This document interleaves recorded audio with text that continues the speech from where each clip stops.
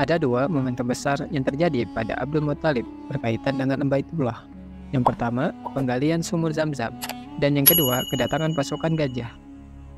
Abdul Muthalib bermimpi dirinya diperintahkan untuk menggali Zam-Zam dan dijelaskan kepadanya di mana letaknya. Lantas, dia melakukan penggalian sesuai dengan petunjuk mimpi tersebut dan menemukan di dalamnya benda-benda terpendam yang dulu sempat dikubur oleh suku Jurhum ketika mereka akan keluar meninggalkan Mekah.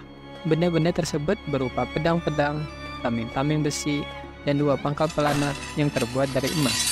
Kemudian dia menempa pedang-pedang tersebut untuk membuat pintu Ka'bah, sedangkan dua pangkal pelana tersebut dia tempat menjadi lempengan-lempengan emas dan ditempelkan di pintu tersebut. Dia juga memberi minuman jamaah haji dengan air Zam-Zam.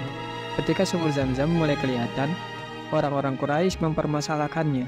Mereka berkata kepadanya, "Izinkan kami bergabung." Dia menjawab, "Aku tidak akan melakukannya, sebab ini merupakan sesuatu yang khusus diberikan kepadaku." Mereka tidak tinggal diam begitu saja, tetapi menggelar permasalahannya ke sidang pengadilan yang dipimpin oleh seorang dukun wanita dari Bani Sa'd di pinggiran negeri Syam.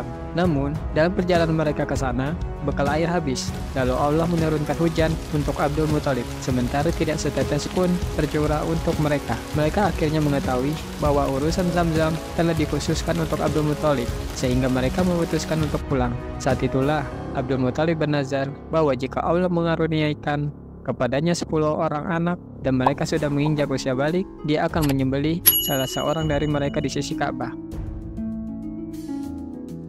Ketika Abraha As-Sabbah Al-Habsyi, wakil umum An-Najasyi atas negeri Yaman, melihat orang-orang Arab melakukan haji ke Ka'bah, dia membangun gereja yang amat megah di kota San'a. Tujuannya agar orang-orang Arab mengalihkan haji mereka ke sana. Niat buruk ini didengar oleh seorang yang berasal dari Bani Kinanah.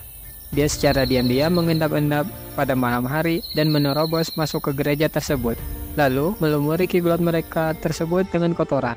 Tatkala mengetahui pelecehan ini, meledaklah amarah Abraha, dan serta-merta dia mengerahkan pasukan besar yang berkekuatan sebanyak 60.000 personil menuju Ka'bah untuk meluluhlantahkannya.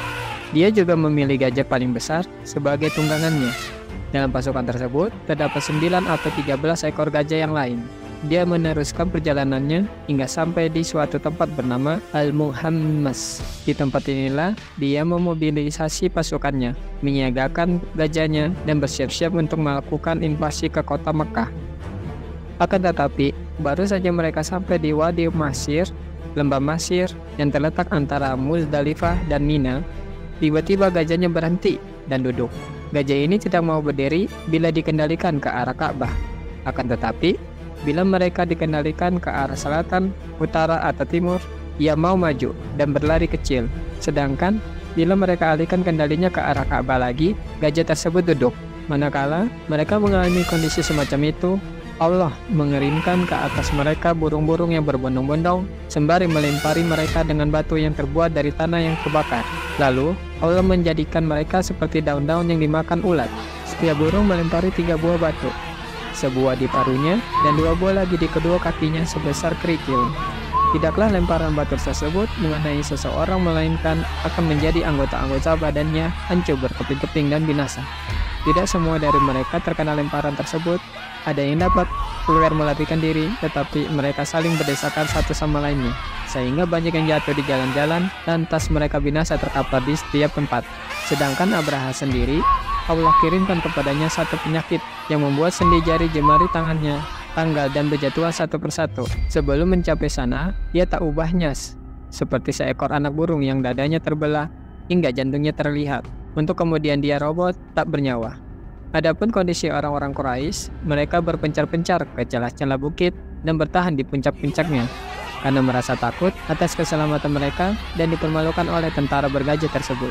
Manakala pasukan tersebut telah mengalami kejadian tragis dan mematikan tersebut, mereka turun gunung dan kembali ke rumah masing-masing dengan rasa penuh aman. Peristiwa tragis tersebut terjadi pada bulan Muharram, yang dimana sebelum kelahiran Nabi yang bertepatan dengan penghujung bulan Februari atau permulaan bulan Maret pada tahun 571 Masehi.